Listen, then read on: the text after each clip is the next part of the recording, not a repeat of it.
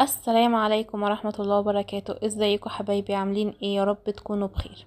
هنعمل النهاردة مع بعض الكشري المصري بطريقة سهلة جدا. اول حاجة هنحتاجها مع بعض كوباية من حمص الشام، وننقعها الاول، نغسلها كويس جدا وهننقعها لمدة ساعة على الاقل في مية مغلية. وبعد كده هنجيب كوباية كده من العدس اللي بجبة، وهيتغسل كويس جدا. وبعد كده برضو هتنقعيه لمدة ساعة او ساعتين في مية مغلية برضو، بس خلال الساعة دي هتصفي المية بتاعتها تاني، وبعدين هتنقعيه تاني مرة تانية في مية مغلية، يعني هتغيري المية عليها مرة تانية. تمام، هتسيبيهم بقى على جنب، وهتبدأي بقى تقطعي البصل بتاعك حلقات صغيرة او رفيعة جدا زي ما انت شايفاها كده. هنا انا قطعت بصلتين، هحط عليها رشة من الملح كده، حوالي نص معلقة صغيرة من الملح، وكمان معلقة كبيرة من النشا، او معلقتين صغيرين مليانين كده من النشا. تمام. هتقلبيها وهتنزليها في الزيت على طول، ما تسيبهمش يعني، عشان خاطر ما تشربش النشا، عشان خاطر البصل ما يشربش معاكي النشا. في زيت سخن بقى هتنزلي عليها البصل كده، تفرفطيه كده ما بين ايديكي عشان ما ينزلش كتلة واحدة، وهتبدأي ان انتي ايدك فيه على طول تقلبيه باستمرار لحد ما ياخد اللون الذهبي، وبعدين تشيليه. هنا خلاص كان الحمص خلاص نفش معاكي كده وبقى تمام. هتنزلي بيه في حلة، وهتنزلي كمان بتغطيه بمية يعني، وهتحطي نص معلقة صغيرة من الكمون ونص معلقة صغيرة من الملح، وهتقلبي تقليبة خفيفة كده وتحطيه على النار لحد ما يستوي تماما معاكي. هنا خلاص كنا حمرنا البصل وبقى لون الذهبي اهوت، وتقرمش بقى مقرمش خالص معاكي.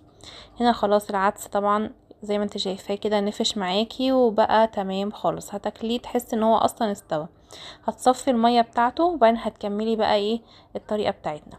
خلاص احنا عايزين بقى نجيب الزيت بتاعنا اللي احنا حمرنا فيه البصل ده، اللي هنستخدمه في باقي الوصفات كلها.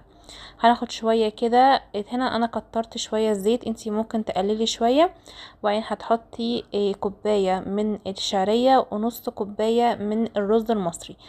الاوان الشعريه تحمريها كده زي ما انت شايفه، اول ما توصل للون الذهبي ده هتنزلي بنص كوبايه رز مصري مغسول، هتقلبيهم مع بعض كده. وبعدين هتنزلي بقى بمج او كوبايه من العدس بجبه اللي احنا كنا نقعينه. تمام. طبعا الكميه اللي انا كنت عاملاها، كنت عامله كميه اكبر من كده، انا خدت منه كوبايه، وبقيه العدس انا شلته في كيسه، صفيته وشلته في كيس في الفريزر، وهستخدمه تاني لما اجي اعمل على الكشري تاني، مفيش اي مشاكل ومش هيبقى بايظ ولا اي حاجه.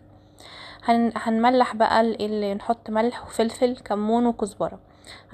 انا هنا حطيت نص كوبايه رز، كوبايه شعريه، كوبايه عدس. شايفين الكوبايه اللي انا عايرت بيها دي؟ الكوبايه دي تاخد معايا نص معلقه صغيره من الملح، يعني على كوبايه نص معلقه صغيره.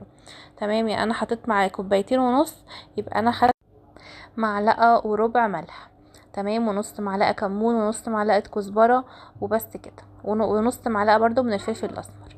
هتقلب تقليبة كده، وهتحطي بقى المية بتاعتك على كل كوباية رز أو شعرية كوباية من المية مغلية.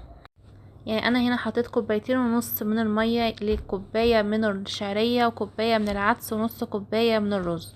تمام. ممكن برضو في الاخر يحتاج مية تاني، ممكن تزودي ربع كوباية تاني حسب نوع الرز بتاعك. تمام. هنيجي بقى نسلق المكرونة في مية فيها معلقة ملح كبيرة وشوية من الزيت، وهننزل بنص كيس مكرونة من المقصوصة ديت، ونص كيس مكرونة من السباكيتي، وتسلقيها كويس جدا على النار، وبعد كده هتصفيها.